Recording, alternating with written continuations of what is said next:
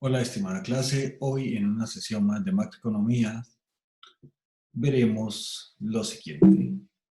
Acá, instrumentos de política macroeconómica. En este ámbito, el profesor de la Universidad Privada del Norte, sede Lima, Perú, me ha solicitado para una clase sincrónica este tema.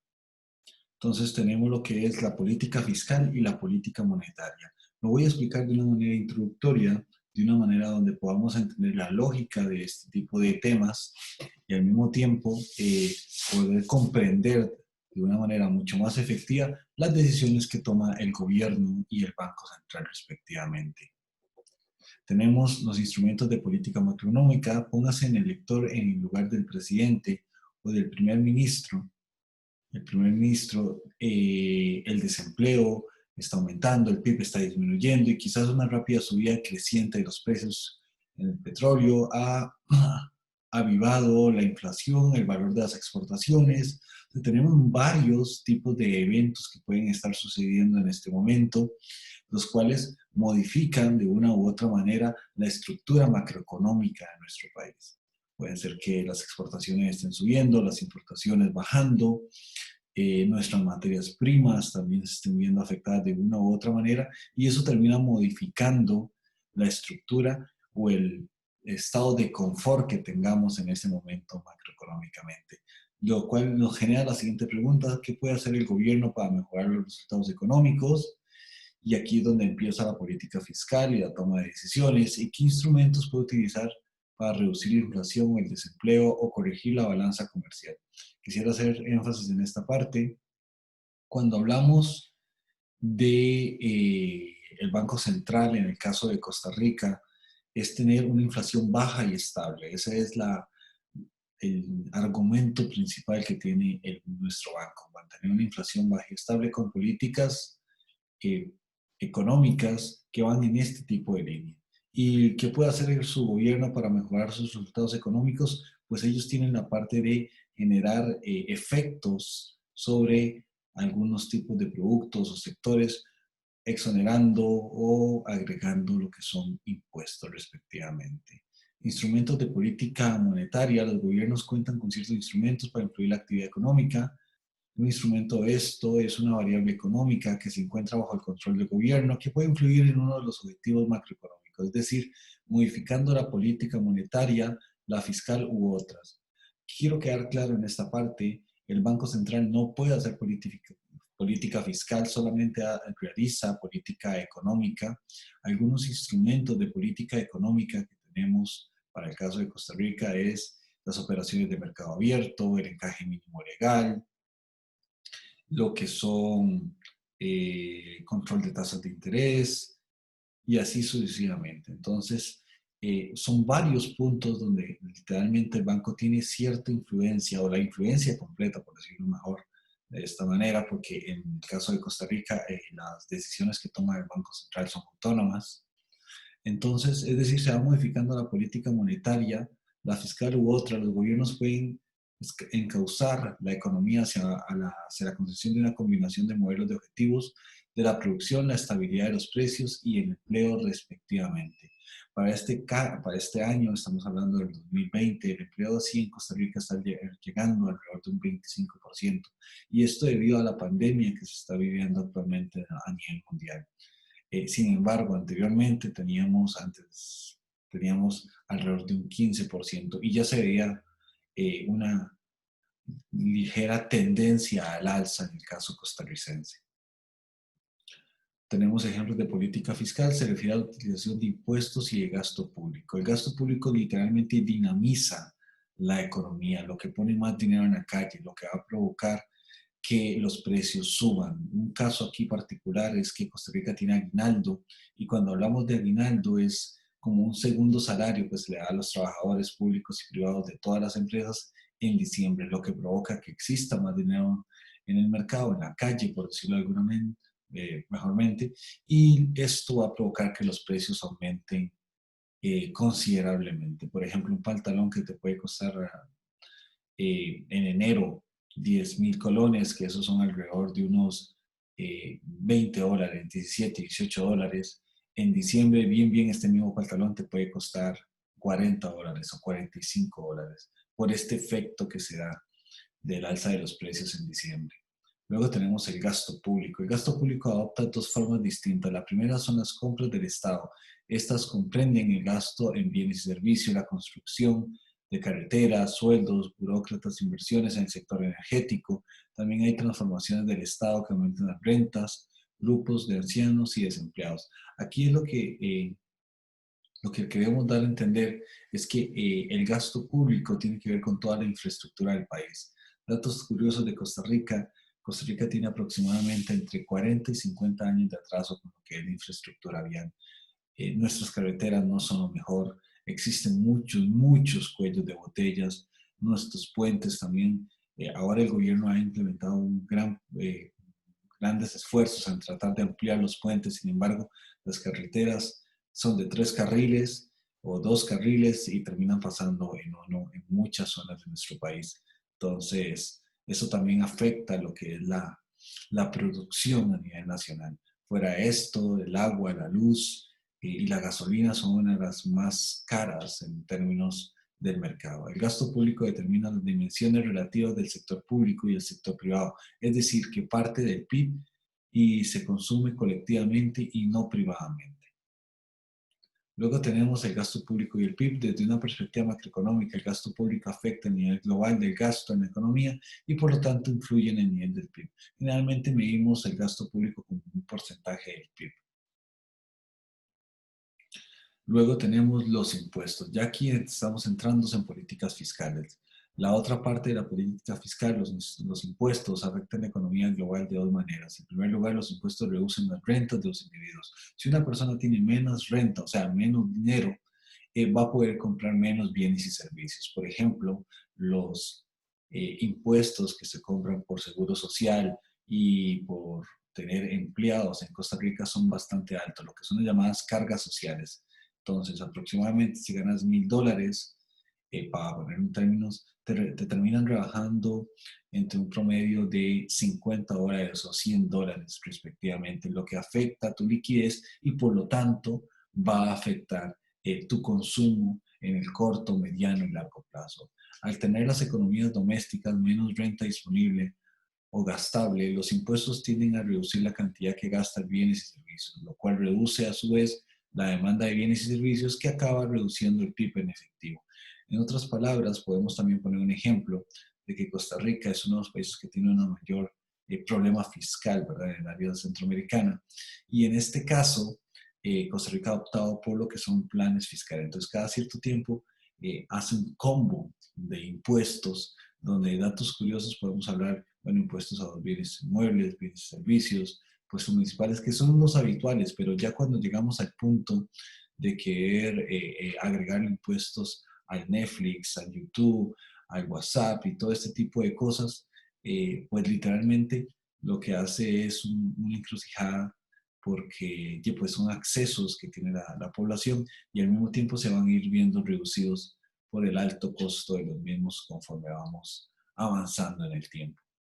Y esto es debido a que el aparato estatal de Costa Rica es muy grande y hay muchas protestas sobre este tipo de cosas que cada vez debería ser más y más pequeño. Sin embargo, los sindicatos también son bastante fuertes y no dejan el despido o el cierre de plazas respectivamente. Luego tenemos los impuestos que afectan además a los precios, los bienes, a los factores de producción y tanto a los incentivos y a la conducta del ser humano. Entre más elevados sean los impuestos sobre los beneficios de las sociedades, más empresas tendrán menos incentivos para invertir en nuevos bienes de capital. Por ejemplo, en Costa Rica se proyecta mucho la automatización de muchos sectores, de muchos gremios, ¿verdad? Porque el tener empleados es bastante caro. Entonces, entre más automatizado esté, mucho mejor. A pesar de que Costa Rica es un país donde el 70% de la población trabaja en servicios. Y recuerden los 3 factores importantes en la producción. Los 3 sectores son agricultura, industria y servicios. Costa Rica tiene aproximadamente un 70% en servicios, un 25% en industria y un 5% en agricultura. respectivamente, dependiendo del año que estemos analizando. Pero generalmente el ámbito más fuerte es el de los servicios, porque dependemos mucho del turismo. Costa Rica es un país turístico, un país ecológico, y digo ecológico entre comillas porque hay muchas políticas a favor del ambiente, pero también no hay una jurisprudencia que castigue fuertemente pues la contaminación y cierto tipo de cosas que realmente afectan todos nuestros parques nacionales. En 1900, aquí tenemos un caso, la deducción fiscal por inversión del 62 a 82 Estados Unidos utilizó la deducción fiscal por inversión que se aplicaba a las empresas que compraban bienes de capital con el fin de fomentar la inversión y aumentar el crecimiento económico. Muchas disposiciones de la legislación fiscal influyen significativamente en la actividad económica. Por ejemplo, el aumento de la corrupción en Costa Rica se estaba dando, lo que también desincentiva el ámbito de querer pagar impuestos. Esos son factores sociales y al mismo tiempo económicos que afectan la situación. Por otra parte, Costa Rica es uno de los países donde más se elude y se evade impuestos. Eso también termina afectando la recaudación fiscal y la inversión. Otro detalle con la política fiscal de Costa Rica es, y aquí quisiera darlo muy enfáticamente, lo que son la burocracia existente a la hora de ejecutar presupuestos por parte del Estado.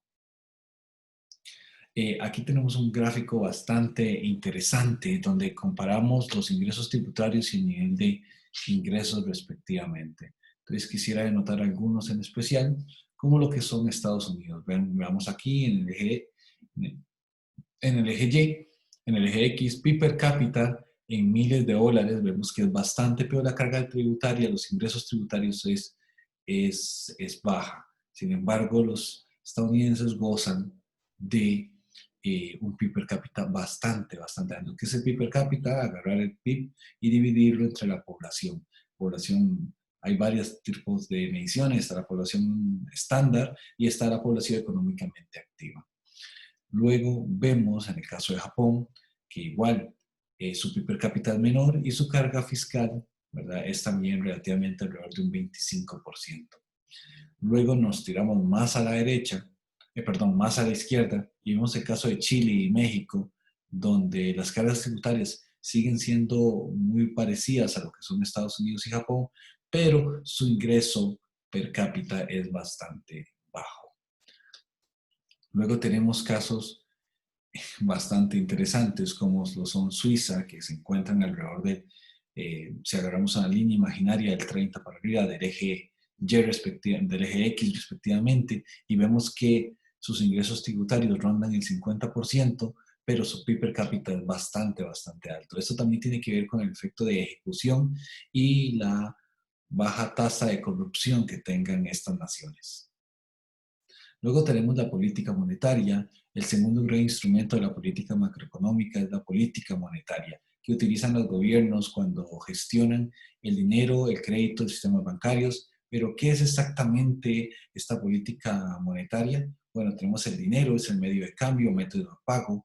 Eso lo vimos en la clase número 8, donde estuvimos hablando del dinero, las cualidades, para qué nos sirven, cómo se evolucionó conforme el tiempo, donde pasó del oro y así sucesivamente, metales preciosos, hasta lo que tenemos hoy, que es el papel moneda específicamente. También tenemos que, realizando operaciones, el Banco Central puede regular la cantidad de dinero que dispone la economía, como les dije anteriormente, y lo vimos en la clase número 8.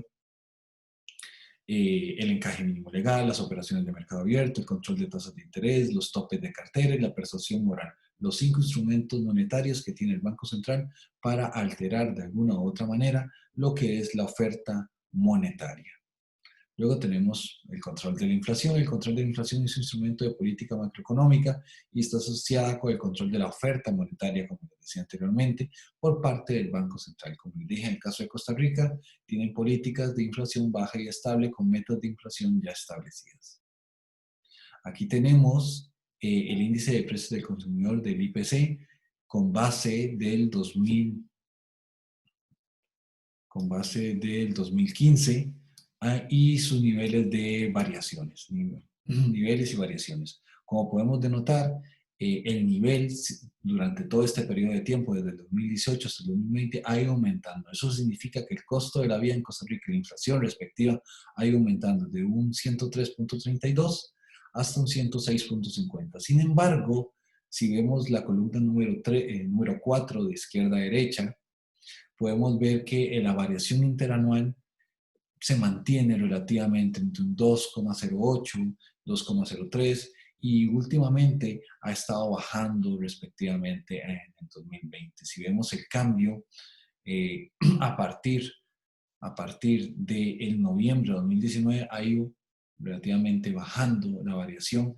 hasta llegar a factores negativos como lo fue julio y agosto respectivamente, y ya para septiembre y octubre que tenemos actualmente, vemos este aumento debido al resurgimiento de la economía que ha tenido debido a la pandemia que hemos estado viviendo. Paulatinamente, lo que podemos entender con esta tabla es que el costo de la vida en Costa Rica todos los años es más caro, ¿verdad? Si lo vemos por el nivel de precio, no es lo mismo lo que vas a comprar en enero que lo que vas a comprar en diciembre respectivamente del mismo año, con la misma cantidad. No vas a lograr comprar los los mismos bienes y servicios, la misma cantidad de bienes y servicios. Y recordemos el concepto de inflación, alza generalizada del nivel de precios. Luego tenemos la inflación en el mes de agosto, la inflación al mes de agosto, es el último dato ya un poquito más actualizado.